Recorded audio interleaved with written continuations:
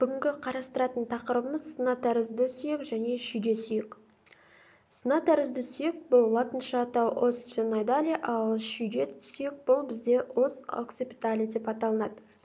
Сонымен сына тәрізді сүйекке тоқталатын болсақ, бұл бас сүйек негізінде немесе ми сауыты сүйектерінің бір-бірімен түйіскен жерінде орналасқан сүйек. Бұл суреттегі бізде сына сүйегінің алдынан және артынан қарағандағы көрінісі.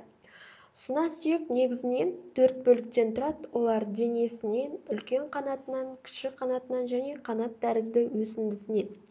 Сына тәрізді сүйектің денесі ми сауыты сүйегінің ортаңғы бөлігінде орналасқан. Бұның пішіні текше тәрізді болып келеді. Одан кейінгі сына тәрізді сүйектің жаңағы үлкен және кіші қанаттарына тоқталатын болсақ, ала минор бұл сына сүйектің жоғарғы бетінің алдыңғы бұрыштарынан бүйіріне қарай қанат тәрізді орналасқан. Яғни қанат тәрізді созылып орналасқан. Ал ала майор бұл сына сүйектің бүйір қапталынан сыртқа бағытталған, яғни ұзын болып келген. Ми сауытының ортаңғы ойысы мен қақпағын құрайды. Бұл ала майор негізінен пішіні жалпақ табақша тәрізді ұқсап келеді. Мына жердегі, суреттегі мына бір бөлімі бұл бізде ала майор, яғни сыртқа қарай орналасқан бөлімі. Енді сына тәрізді сүйектің денесінің 4 беті бар дедік, сонымен танысатын болсақ, ол ең бірінші ми сауытына қараған беті, екінші латералды беті, сына сүйектің артқы беті және соңғысы алдыңғы және мұрын қуысына қараған беттері. Сондай-ақ сына сүйектің 3 қыры ажыратылады. Олар марго фронталис, марго зигоматикус, марго сквамозус зигоматикус.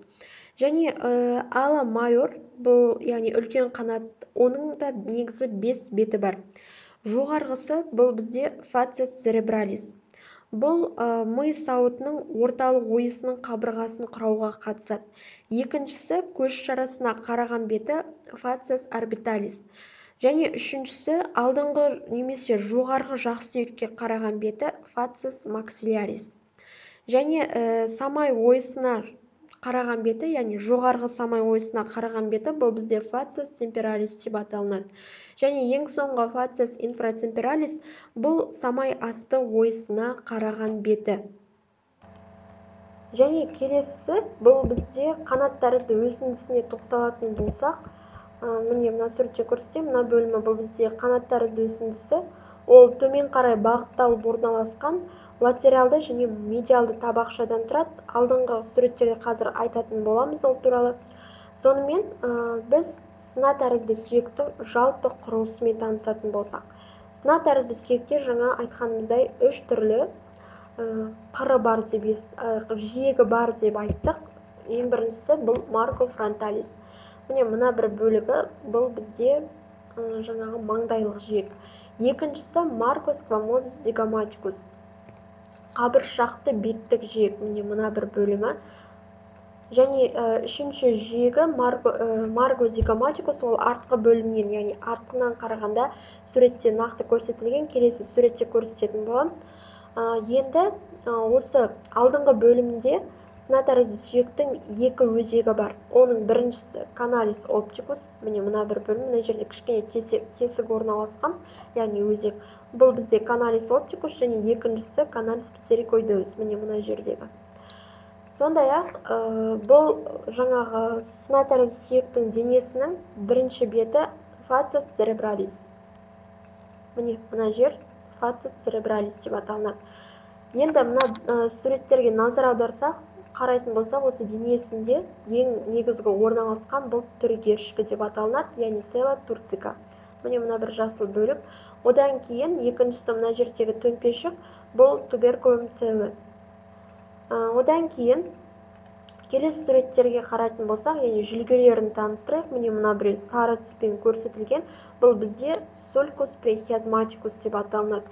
Және екінші жүлге бұл бізде сулькус каротикусына қызыл түспен берілген. Одан кейінгі үшінші жүлге мына жасыл түспен берілген, бұл бізде сулькус тубе аудиативе деп аталынады.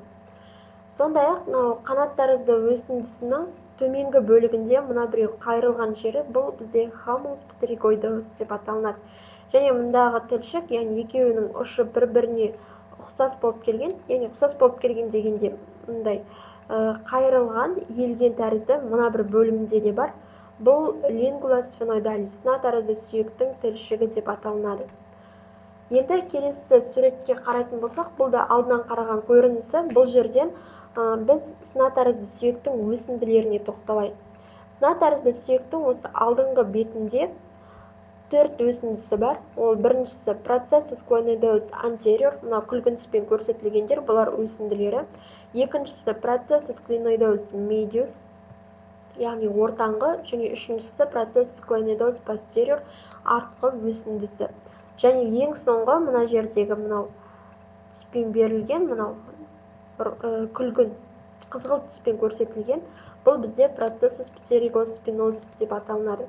Сондай-ақ осы алдыңғы бетінде екі шұңқыр бар, олар fossa scaphoidea және fossa pterygoidea. Біреуі мұнда орналасса, екіншісі мына жерде қанат тәрізді өсіндінің бойында орналасқан. Және біз жаңа қанат тәрізді өсіндіде латералды және медиалды табақшадан тұрады деп айттық.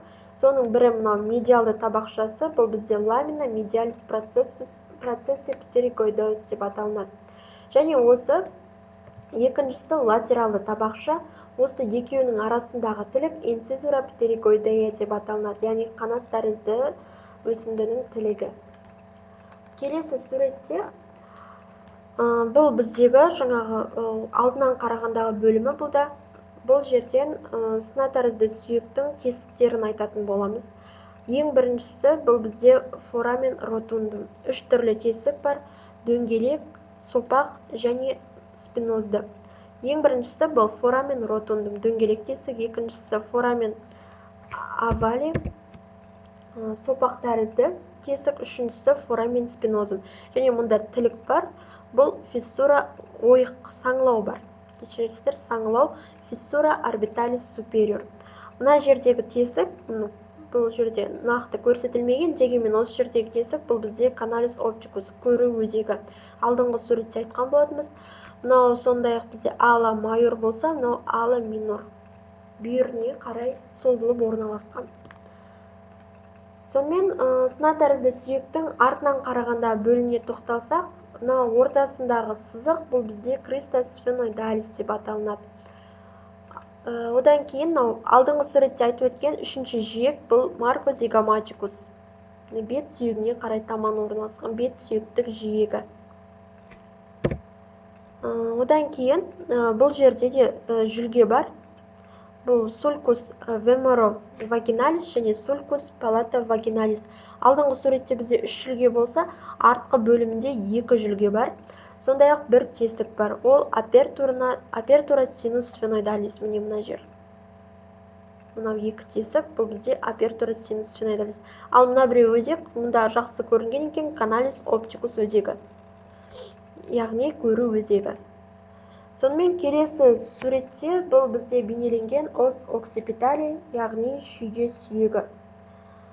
Os occipitali бұл сырты дөңес болып келген, іші ойыстау болып келген, ми сауытының артқы бертінде орналасқан тақ сүйек болып есептелінеді.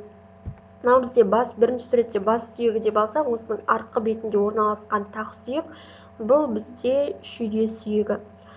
Шүйде сүйегі негізінен 4 бөліктен тұрады: парс базилярис, партес латералис, яғни 2 латералды бөлімнен, және парс сквамоза, қабыршақтық бөлімнен 4 бөліктен тұрады. Енді осы os occipitali'ның шүйде сүйегінің ішінен қарағандағы құрылыстармен танысатын болсақ, мына көк түспен белгіленгендер бұның барлығы жүлгелер болып табылады. Ең біріншісі бұл бізде sulcus sinus sagittalis. Екіншісі, яғни сагитальды қойнаудың жүлгесі. Екіншісі sulcus sinus transversi, көлденең қойнаудың жүлгесі. Үшіншісі мына көк түспен көрсетілген бұл бізде sulcus sinus occipitalis, шүйде қойнауының жүлгесі. Және мына біреу sulcus sinus sigmoidei, сигма тәрізді қойнаудың жүлгесі. Және ең соңғы жүлге бұл бізде sulcus sinus petrosi inferioris деп аталынады. Яғни жаңағы тастақты бөлігінің төменгі тастақты қойнаудың жүлгесі. Мына бір жер. Енді тағы да жүлгелерінен басқа құрылыстармен танысатын болсақ, мынау жиегі бұл бізде марго ламбойдеус деп аталынады. Міне мына бір жиек толығымен марго ламбойдеус. Және бұл жерде екі шұңқыр бар. Екеуінің де атауы бірдей, фосса церебралис. Міне мына бір бөліктегі және мынау екеуі. Бұл бізде фосса церебралис деп аталынады. Сондай-ақ бұл жерде қыры бар, бір қыры мына жерде орналасқан криста оксипиталис интерна. Сондай-ақ бұл жерде үлкен бір ғана тесік бар шүйде сүйегінде, ол бізде форамен магнум деп аталынады. Форамен магнум және аписион жоғарғы бөлігінде, ал төменгі бөлігінде базион. Бұл шүйде сүйегінде сонымен қатар бір өсінді, бір тілік бар. Ол өсінді процессус интраюгулярис, осы өсіндінің жанында тілік орналасқан, ол инцизура югулярис, яғни мойындырық тілік. Сондай-ақ бөліктеріне, яғни парыстарына тоқталатын болсақ, мына жасыл түспен көрсетілген бізде парс латералис, яғни екі бетінде партес латералис деп аталынады. Және мына тақ бөлімі бұл парс базилярис бөлімі. Енді осы шүйде сүйегінің артқы бөлігіне қарағандағы құрылысымен танысатын болсақ, мынау көлденең сызықта тұрған бұл бізде линея нухалис супрема. Яғни сызық, ұзын сызық. Екіншісі тұрған бұл бізде линея нухалис супериор, мынау екінші сызық. Жоғарғы сызық және төменгі сызығы мынау бір, бұл бізде линея нухалис инфериор деп аталынады. Одан кейін екі дөңгелекке назар аударсаңыздар, бұл мына жерде қыры бар орналасқан протуренция оксипиталис экстерна деп аталынады. Және екіншісі бұл бізде криста оксипиталис экстерна. Осы екеуі бұл шүйде сүйегінің сыртқы құрылыстарына жатады, осы аталғандардың барлығы.